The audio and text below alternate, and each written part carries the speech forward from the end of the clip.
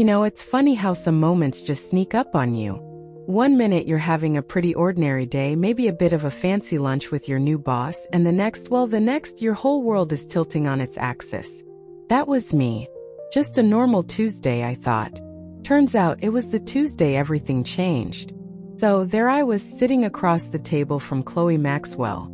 She was the new director at Ashworth Publishing, and this was supposed to be one of those get-to-know-you lunches, I guess. She's picking at her grilled salmon, and then, clear as a bell, she says, "Eleanor, after 20 years, we're going with younger talent." Just like that. And then, as if it were the most normal thing in the world, she slides this manila envelope across the table, my severance package. "Security will watch you clear your office," she added, almost as an afterthought. 20 years. 20 years I'd poured my heart and soul into Ashworth, and it all came down to a manila envelope that looked like it could have been the dessert menu. The restaurant, it was buzzing, People laughing, glasses clinking. Nobody had a clue that my life was just imploding right there in booth number 12.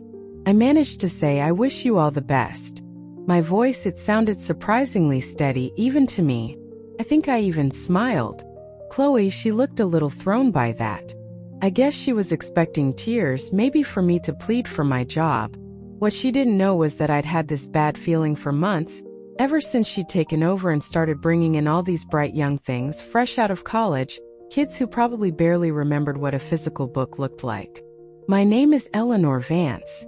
I'm 56 years old, and for the last 2 decades, I was the senior client relations manager at Ashworth Publishing, right here in Boston. I'm not the flashy type, never been one for big, charismatic speeches. But I'm consistent. I'm thorough. And I genuinely, truly cared about our clients and the books we were putting out into the world. In publishing, relationships, they're everything. And I'd built some really solid ones, rock solid, with our biggest authors and our most important corporate clients. "The industry is changing, Eleanor," Chloe went on, pushing her plate away. She was, 34? Always dressed to the nines, came from some digital marketing firm. Knew next to nothing about actual publishing, if you asked me. "We need fresh perspective," she said, "people who understand social media, digital platforms." Of course I nodded like this was all perfectly reasonable. Times are certainly changing. She dabbed her lips with her napkin. You could almost see the relief on her face that I wasn't making a scene. "Human resources will contact you about your benefits. Your severance is generous, 6 months' salary. We appreciate your years of service." Service.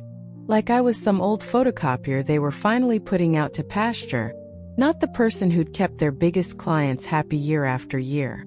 I took a sip of my iced tea, my mind already racing, trying to figure out what came next. My mortgage was almost paid off.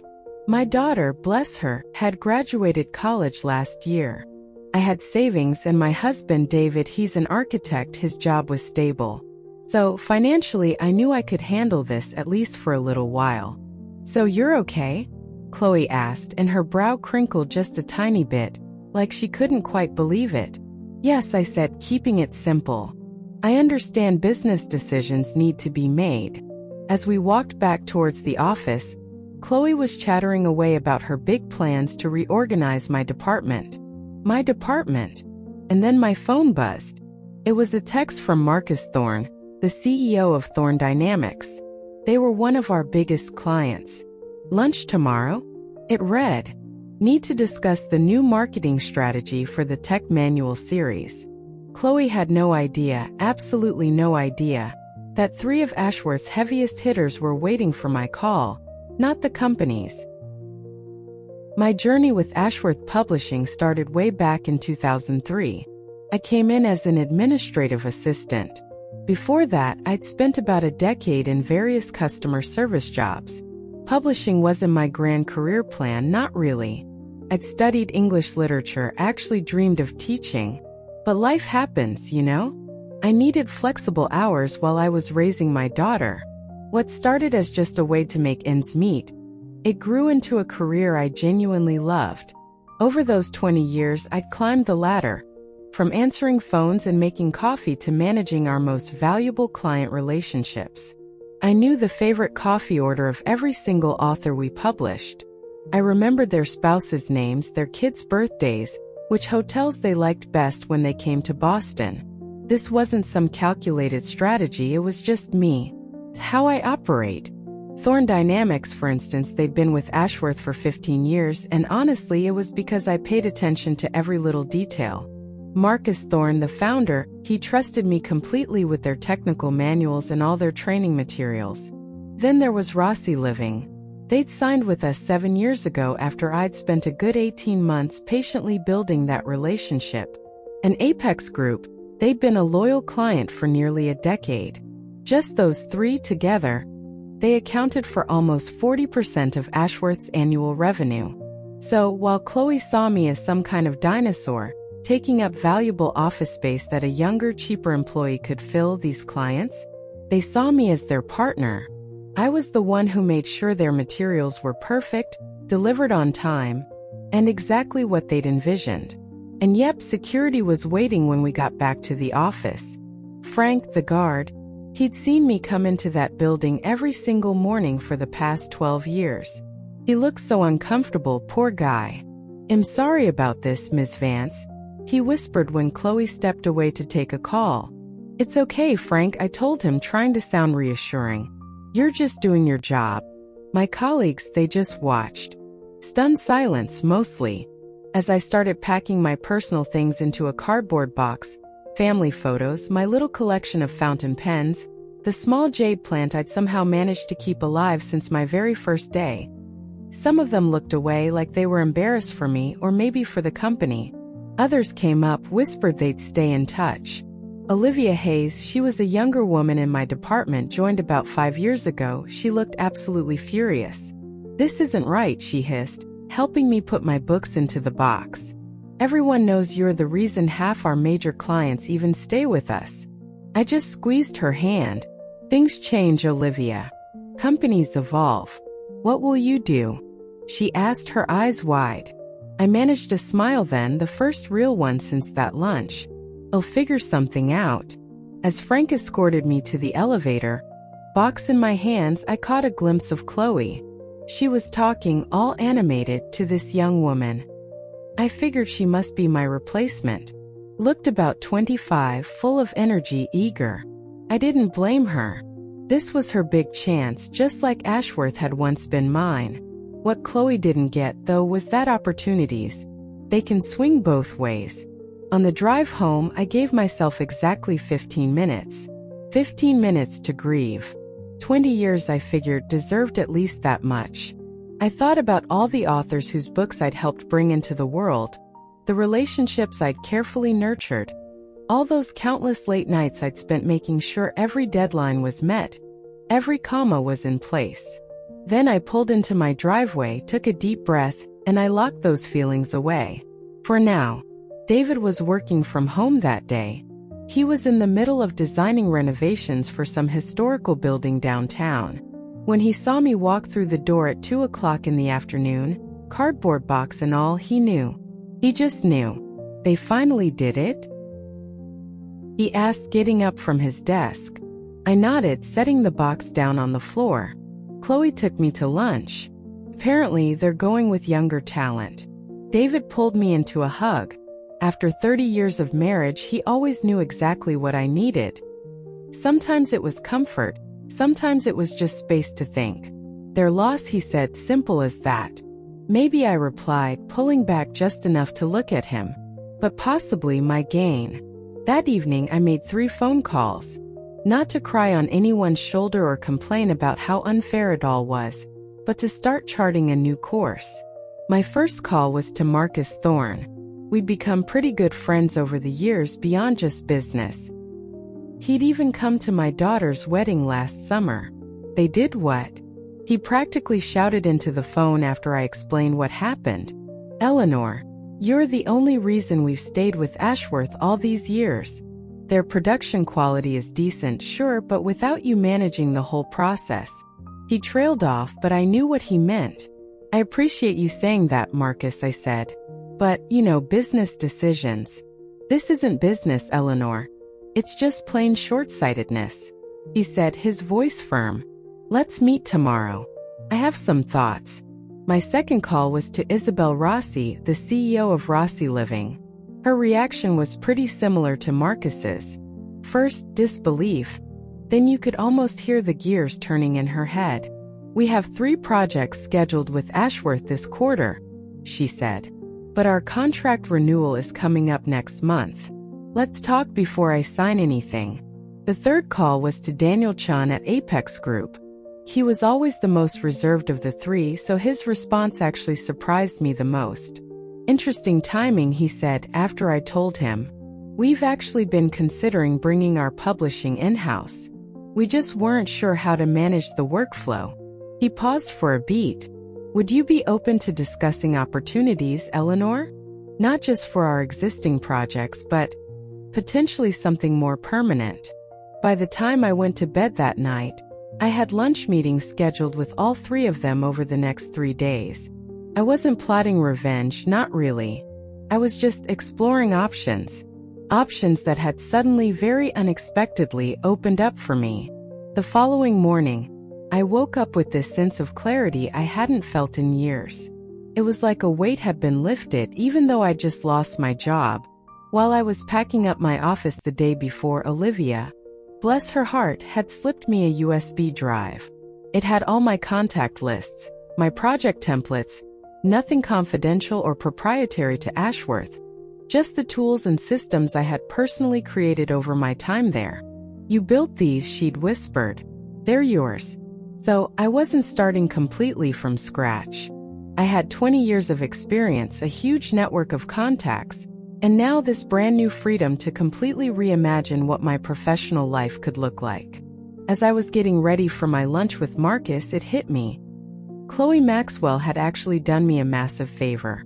She'd forced me to look at possibilities I would never have even considered otherwise. The next day, I got to the Copper Spoon about 15 minutes early for my lunch with Marcus. I picked that restaurant on purpose. It was only 2 blocks from the Ashworth offices, and I knew Chloe often took clients there. A tiny, petty part of me kind of hoped she'd walk in and see me sitting there with Marcus Thorne, looking like I didn't have a care in the world. But the smarter, more strategic part of me knew that just appearing confident and in demand, that was the best kind of revenge. Marcus arrived right at noon. He's an imposing guy, 6'4", and he always commands attention when he walks into a room. Even at 62, he still worked 14-hour days and pretty much expected everyone around him to keep up. Eleanor. He greeted me with a warm hug. You look well, for someone who just had their career unceremoniously upended. I've always believed in looking forward, not back, Marcus, I replied as we sat down. After we ordered, he leaned in. Before we talk about your situation, he said, I have some news. Chloe Maxwell called me this morning. I raised an eyebrow, but honestly I wasn't surprised. And? I prompted. She introduced herself as the new client relations director, Marcus said, and then he did this uncannily accurate, slightly high-pitched imitation of Chloe's voice. And I wanted to schedule a meeting to align on our vision moving forward. I couldn't help but smile. She mentioned they've assigned someone named Sophia, I think, Sophia Miller, to our account. Said she has innovative digital strategies that would revolutionize our approach. Sophia Miller, I nodded. 26. Marketing degree from NYU. She's a smart girl, but she's only been with Ashworth for about 8 months. And as far as I know, she's never worked on technical publications before. Marcus's eyebrows shot up. You know her? I make it my business to know everyone who might impact my clients, I said, keeping my tone neutral. Our food arrived, and Marcus waited until the server had walked away before he continued. Erase the situation, Eleanor. Thorne Dynamics has 3 textbooks, 5 technical manuals, and our entire training curriculum scheduled with Ashworth this year. That contract is worth approximately $2 million. I nodded. I knew. I'd negotiated that contract myself last year. I have no intention of working with someone who doesn't understand our materials, Marcus went on, his voice firm. But I also can't afford production delays. Our new engineering program launches in September. I understand, I said, and I felt this tiny, surprising pang of loyalty to Ashworth even after everything. Sophia might surprise you.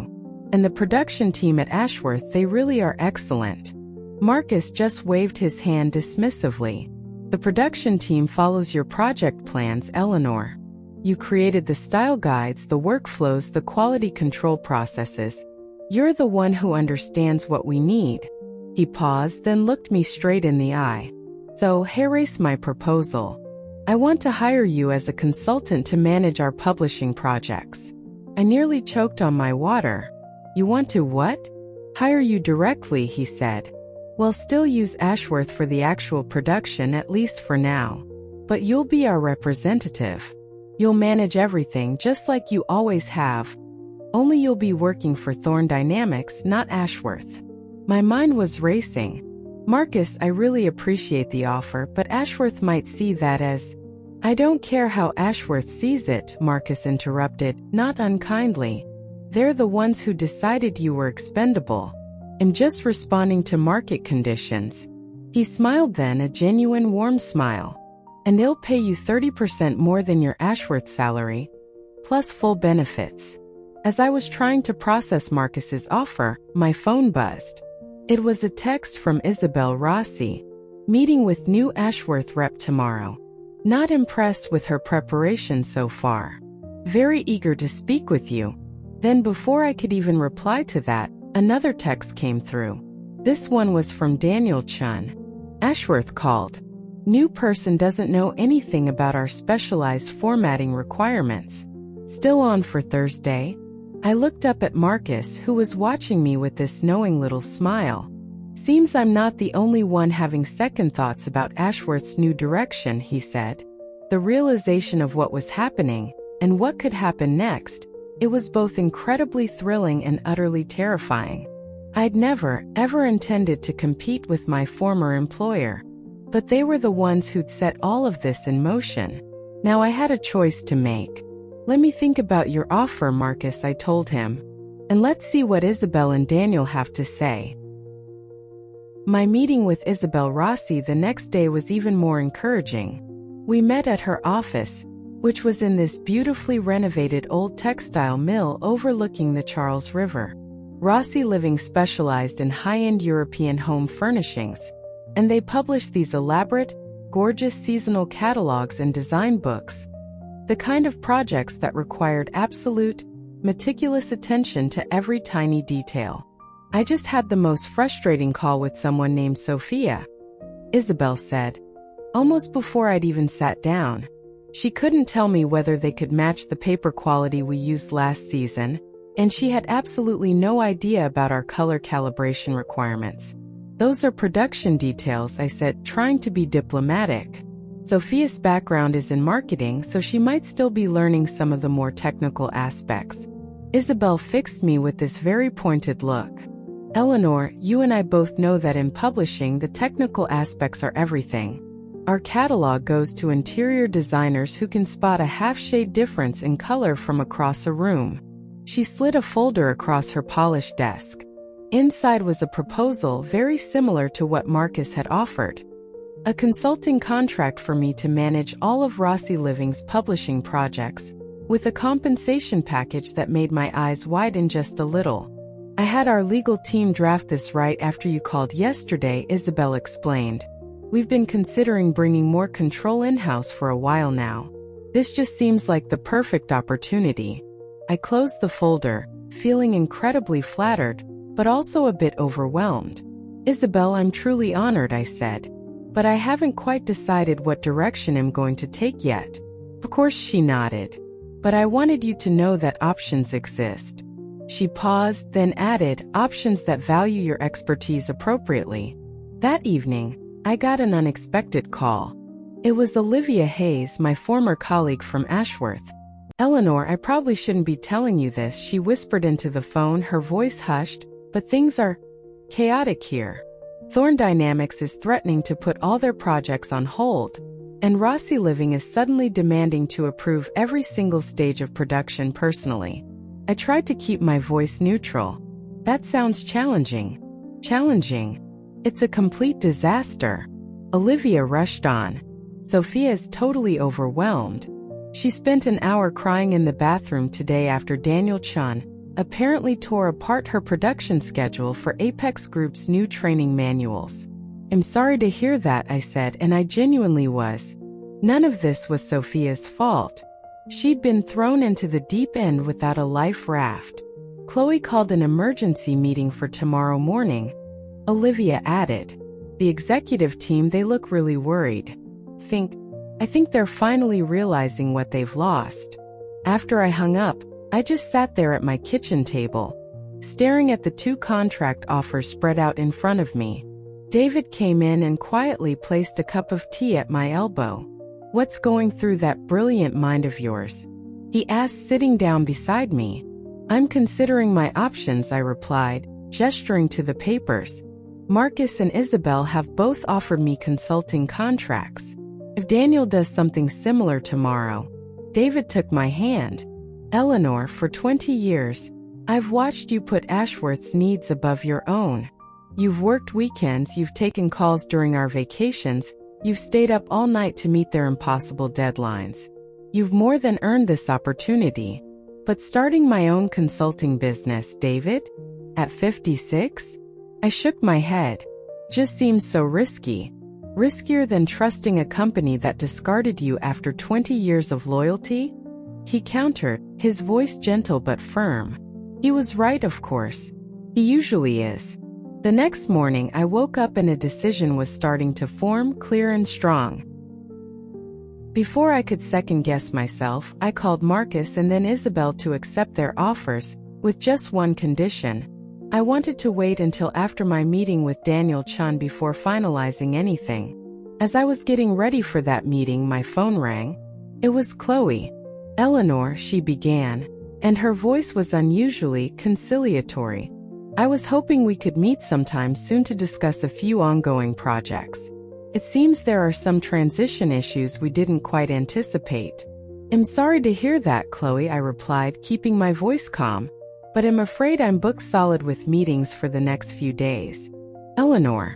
Her voice took on this edge of desperation. This is important. Thorne and Rossi are making completely unreasonable demands, and we could really use your insight. My insight? I couldn't keep the irony out of my voice that time. I thought you were looking for fresh perspectives. There was a long, awkward pause before Chloe spoke again. Perhaps we acted a bit hastily. I'd like to discuss the possibility of bringing you back, maybe as a consultant, just to help us through this transition period. And there it was. The admission, however indirect, that they'd made a mistake. It should have felt like a huge victory, like vindication. But honestly, all I felt was this incredible sense of clarity. I'll check my calendar and get back to you, Chloe, I said, and then I ended the call. My meeting with Daniel Chun took place at Apex Group's headquarters, in one of those gleaming new skyscrapers downtown. Unlike Marcus's warmth or Isabel's directness, Daniel was always very calculating, very precise, which made his proposal all the more surprising. We don't want to hire you as a consultant, Eleanor, he said, after the usual preliminary pleasantries. We want to bring you on as our Director of Publishing Operations.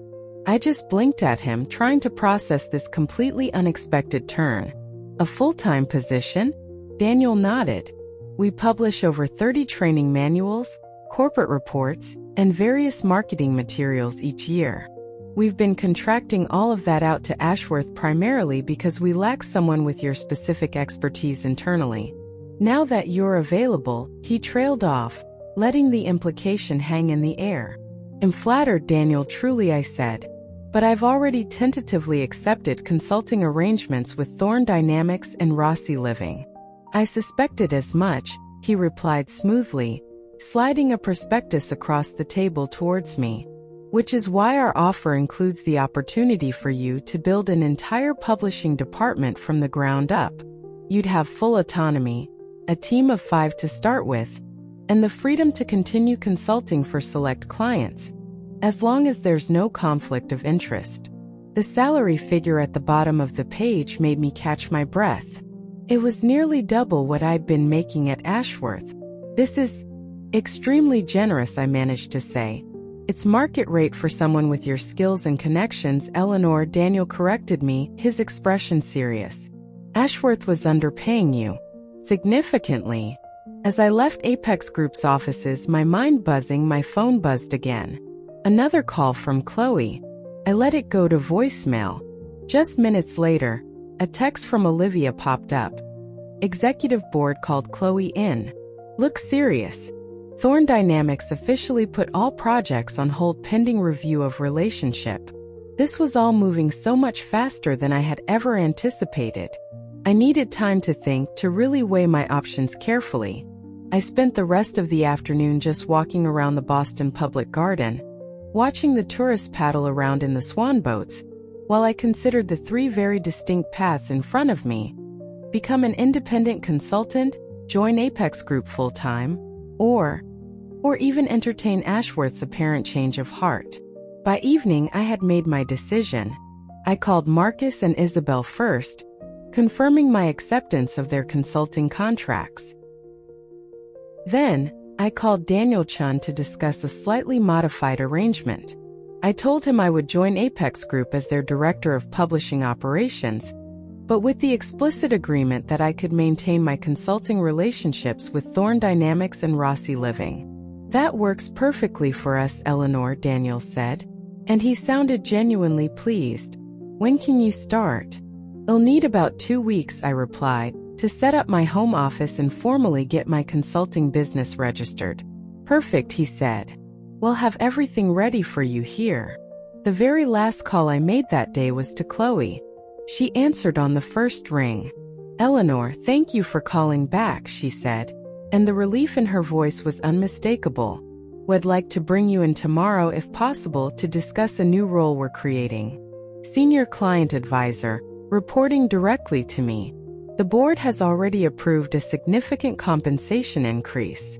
"That's very generous, Chloe," I said, my voice calm and even. "But I've accepted a position with Apex Group, and I'll also be consulting independently for Thorn Dynamics and Rossi Living." The silence on the other end of the line was, well, it was deafening. You're working for our clients?" Chloe finally stammered, her voice barely a whisper. "With your clients, Chloe," I corrected her gently. "They'll still be using Ashworth for production, at least for now. I'll just be managing the projects from the client side instead of from yours." But that's..." Chloe stopped herself, apparently lost for words. "Good business?" I suggested. "Adapting to changing market conditions? Finding fresh perspectives?"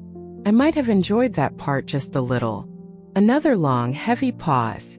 "The board will want to speak with you," she said finally, her voice flat. "I'm available sometime next week," I replied. Though I should probably mention that my consulting rates are significantly higher than my former salary. As I ended that call, I honestly felt no malice towards Chloe, or even towards Ashworth. Just this strange, unexpected sense of gratitude. Being fired, as awful as it had felt at the time, had forced me to recognize my true value in an industry where relationships and expertise, well, they were the ultimate currency. Sometimes the best revenge isn't about plotting and scheming. Sometimes it's just rising.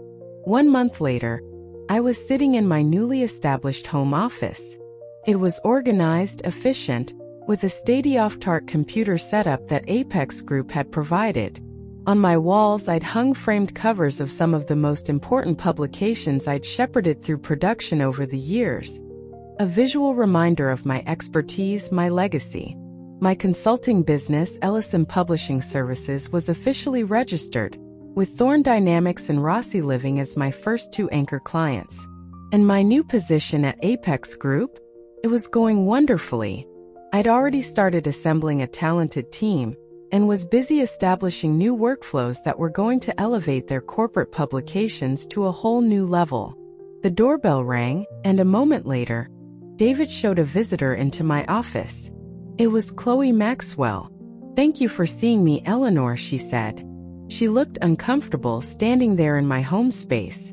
"Of course, Chloe," I replied, gesturing to a chair. "How can I help you?" Chloe looked different. The polished, almost aggressive confidence she used to wear like armor had given way to a kind of harried, stressed appearance. "I'll be direct, Eleanor," she said, perching on the edge of the chair. We're struggling without you. Badly. Thorne and Rossi are threatening to pull all their future projects from Ashworth. Apex Group has already moved their entire fall catalog in-house. The board is very concerned." I just nodded, waiting for her to continue.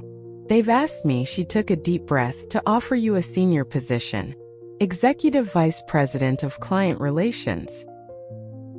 Full creative control over your department, a seat on the executive board," and she hesitated, then rushed the words out, "and a significant ownership stake in the company." I considered her offer for a moment. Just 6 weeks ago, an offer like that would have seemed like an impossible dream, the pinnacle of my career. "I'm flattered, Chloe, I truly am," I said, and I meant it. "But I've discovered something rather interesting about myself these past few weeks. I actually prefer the path I'm on now." "We can match whatever you're making," she pressed, a note of desperation creeping back into her voice. "More even." I smiled, a small, genuine smile. "It's not about the money, Chloe.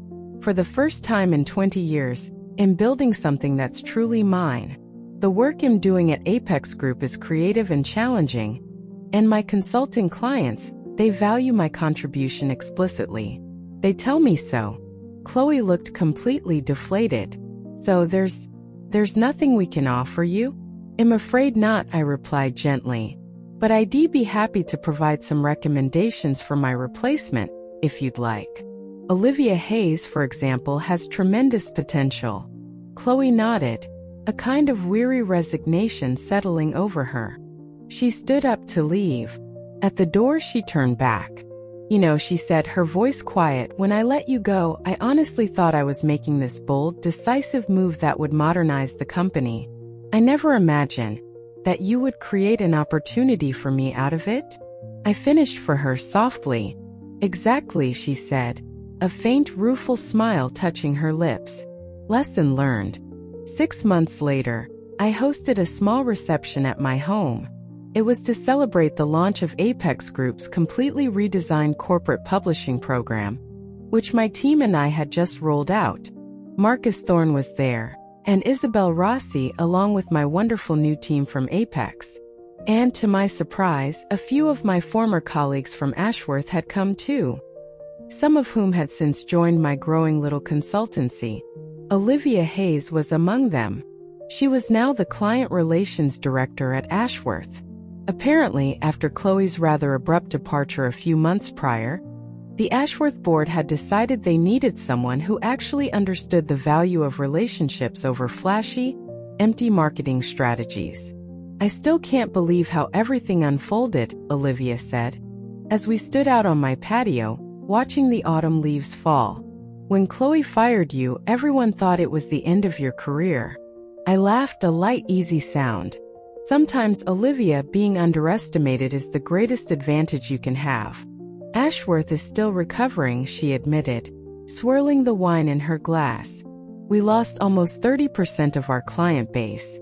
The board finally understands that in publishing, relationships really are everything." "And how are you finding your new role?" I asked her. She smiled, a bright, confident smile that suited her. "Challenging. But," she added with a grateful look, "I have an excellent mentor who taught me everything I know about client relations." David joined us then, placing a gentle hand on my back. "Your guests are asking for a speech," he said, a playful grin on his face. I had never been one for public speaking, not really. But as I looked around at the gathering colleagues who had become friends, clients who had become true partners, I felt this surge of confidence, a feeling that would have been completely foreign to me just a year ago. "I won't give a speech," I said, raising my glass, "but I will offer a toast. To unexpected opportunities, to valuing true expertise, and to the enduring power of relationships." The group raised their glasses, and Marcus Thorne called out, his voice booming, "and to Eleanor Vance, who taught us all that the most powerful response to underestimation is excellence." As the laughter and conversation resumed around me, I took a quiet moment to just appreciate.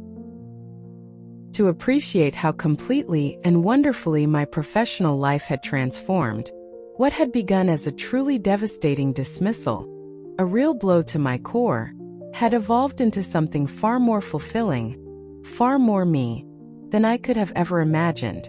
Turns out, sometimes the greatest revenge isn't about payback or getting even.